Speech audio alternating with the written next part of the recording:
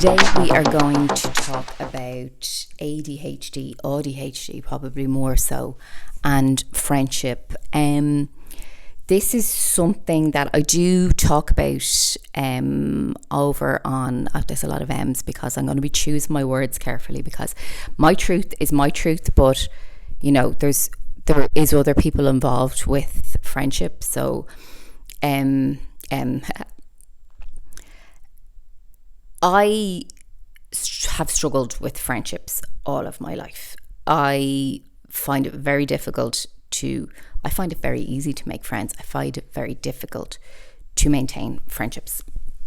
And the reason I find it very difficult to maintain friendships is because I'm probably mask at the start of a friendship and I'm probably not myself. And when I am myself, the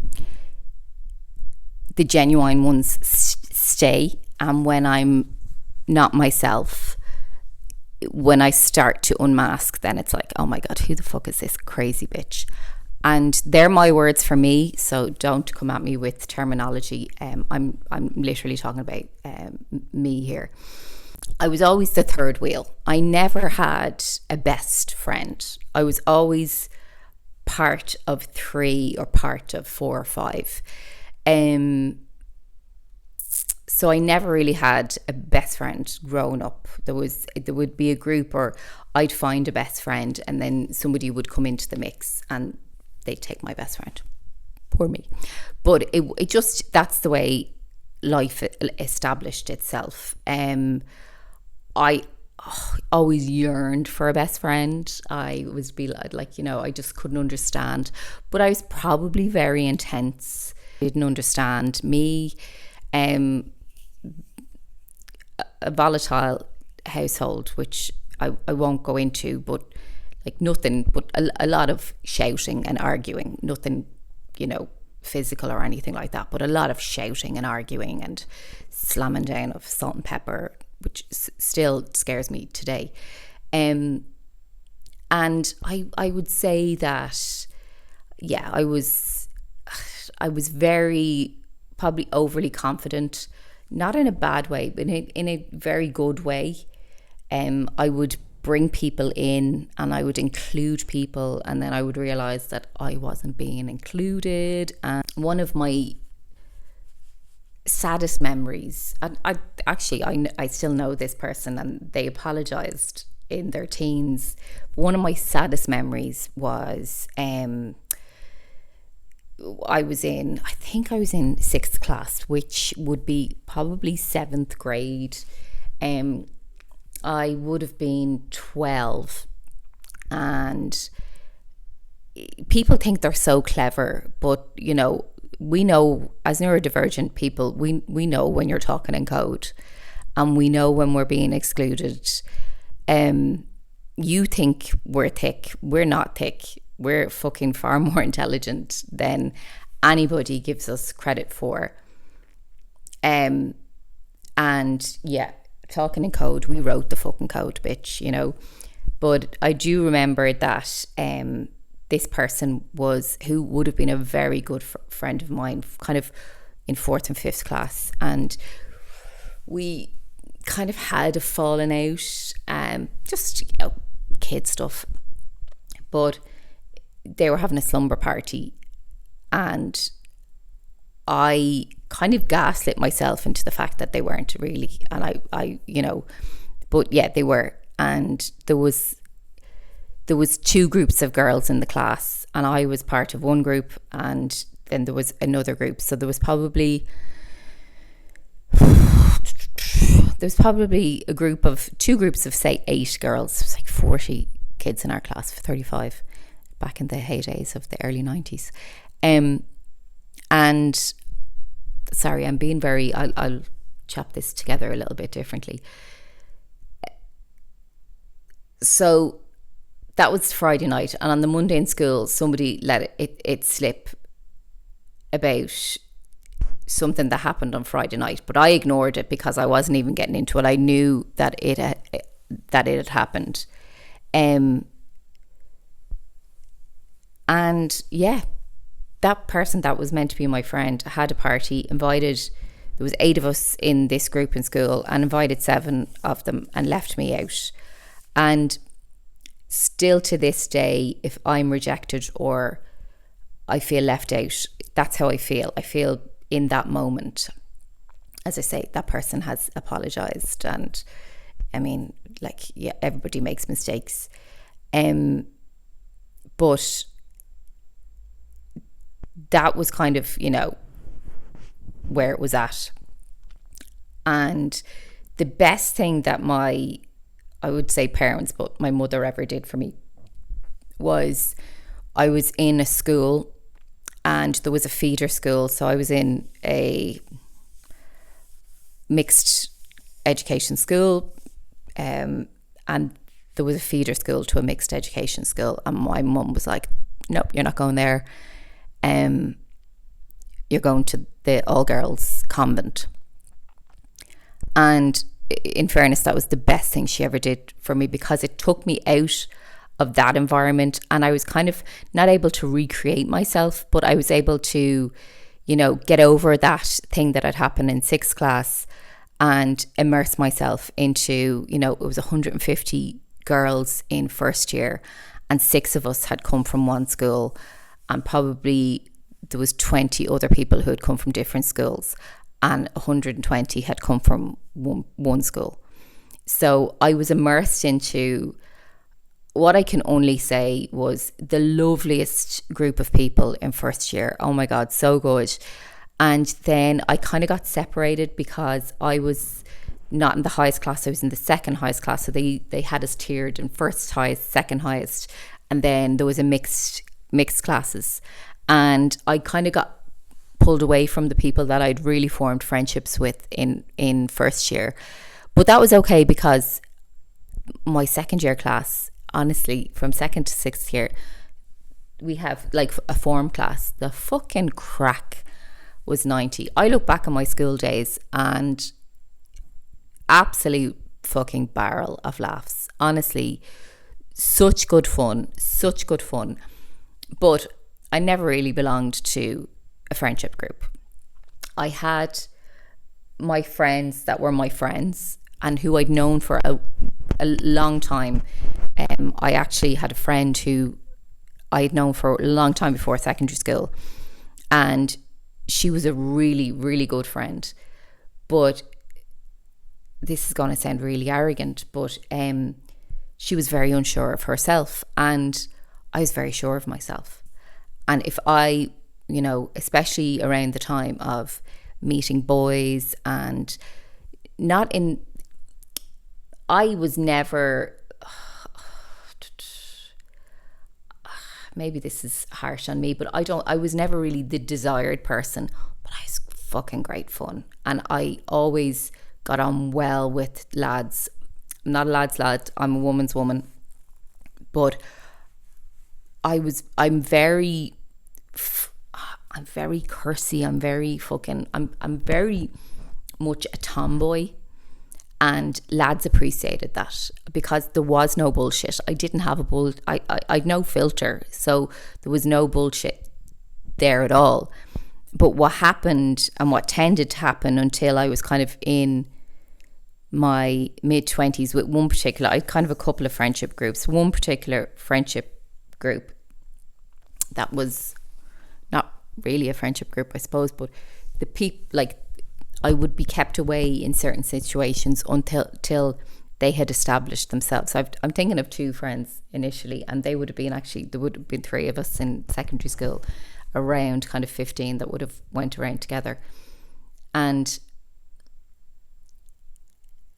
in 2 different circumstances, because it wasn't when they were hanging around together, in 2 different circumstances, I was kept away from new friendship groups that they had established, because they knew I would swoop in and be the star of the show. And I don't mean in the sense that boys would fancy me, or I was just it wasn't like that. I was very magnetic. I would just, as I say, there's no bullshit filter. I would just be me. And they didn't like that.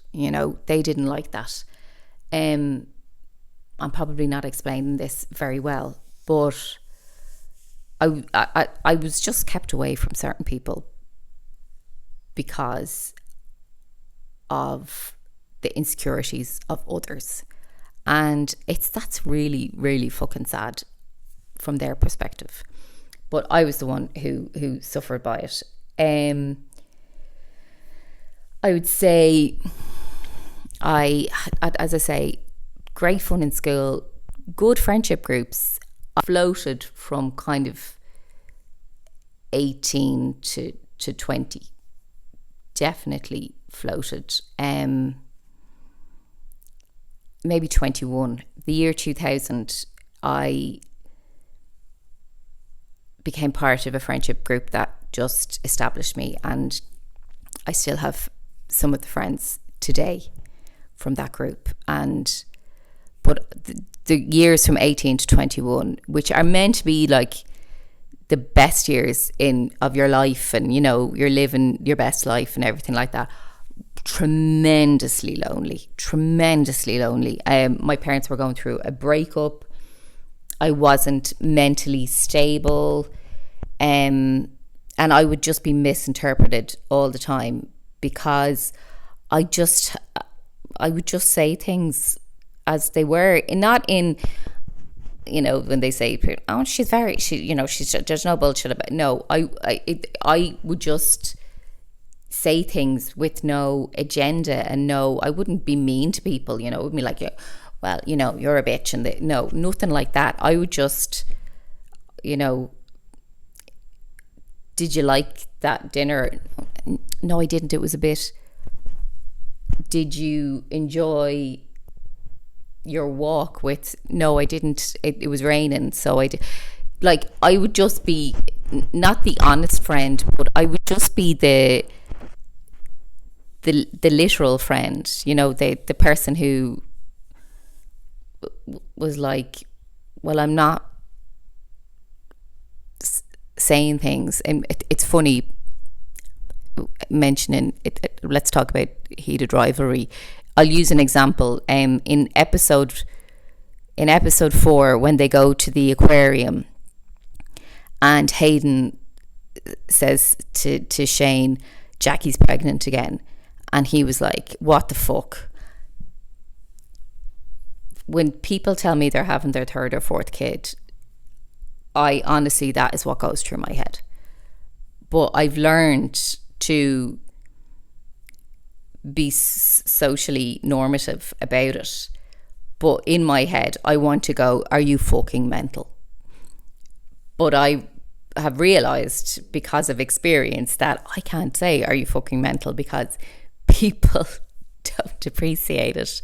So yeah, it's experience and learned experience. But yeah, very, very lonely, 18 to 21. And not feel sorry for me lonely, because I was going to college and I was very focused on my education, and I made a few friends in college. I've one friend that I kept from college, and we're Facebook friends, and I went to her wedding, she came to my wedding, and but we don't really see each other now, but we'd still, she, like, I probably could say, give her a ring and we'd go, where are we burying the body?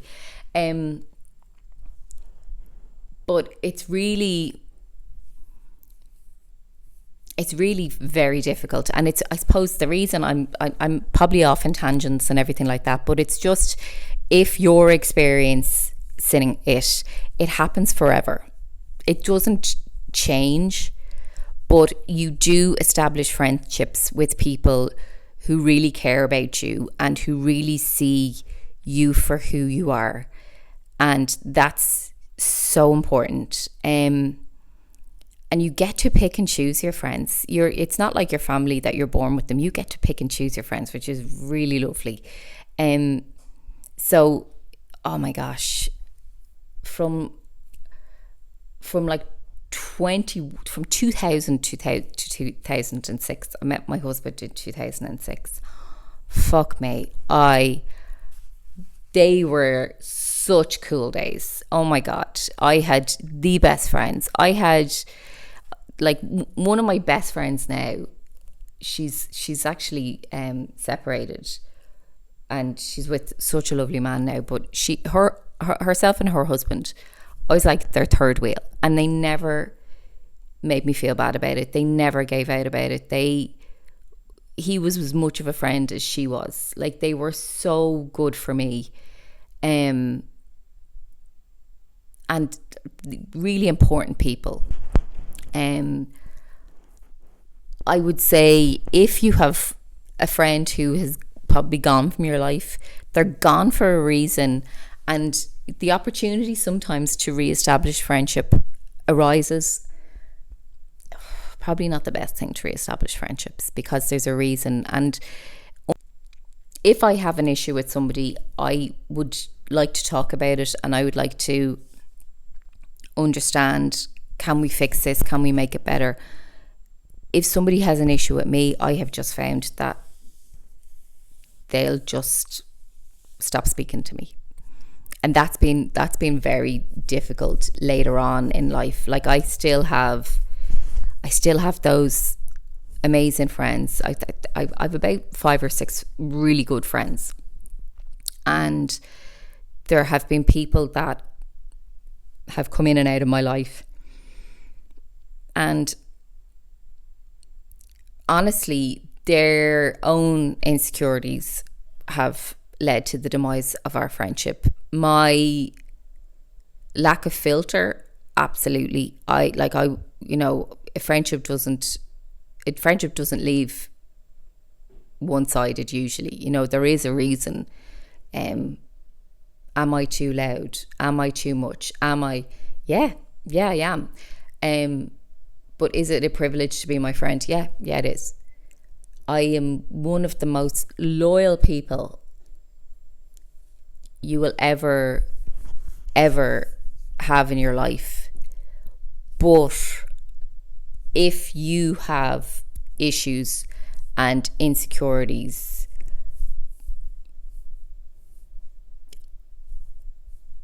I'm probably going to shine a mirror on those.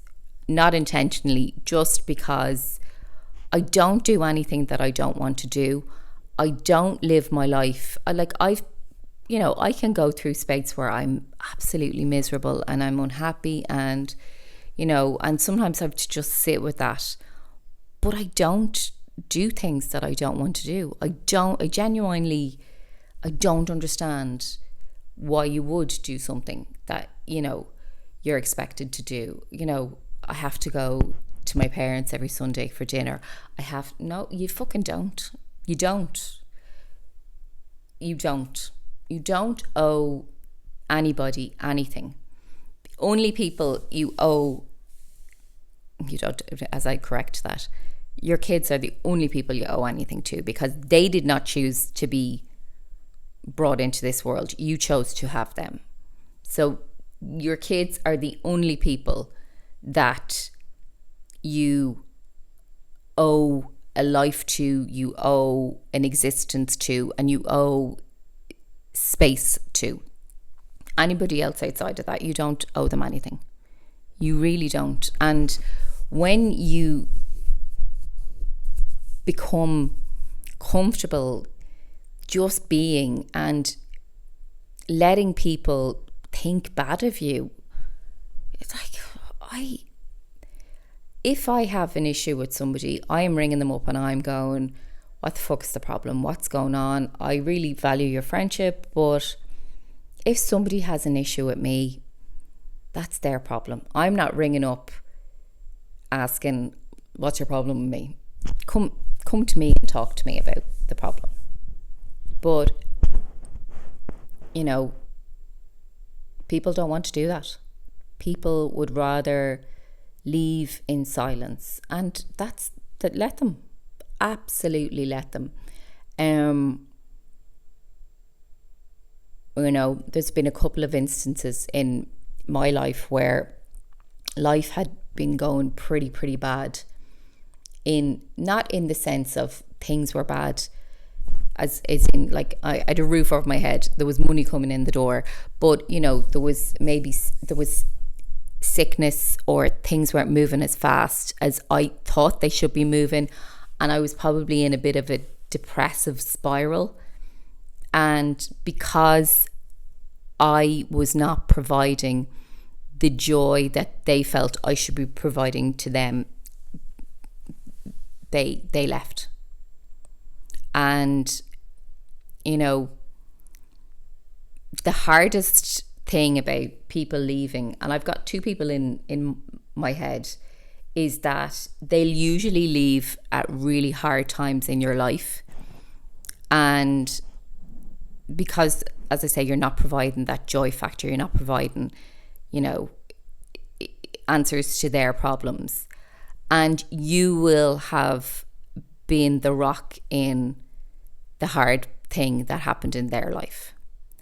And this boils down to the expectation you have that sometimes we expect people to behave like we do, and people don't behave like we do.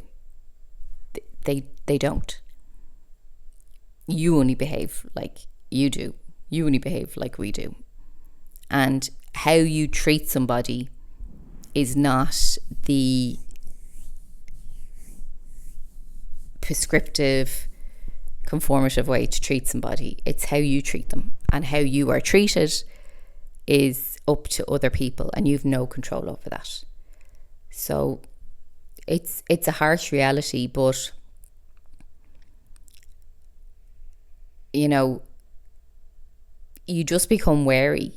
You do, and you know, this whole thing, red flag. If she has no friends, she's a red flag. If she has no friends, she's probably been fucked over loads, or she's a cunt, one or the other. But you know, very wary. I would be very wary about crossing boundaries, you know, with peers, with clients.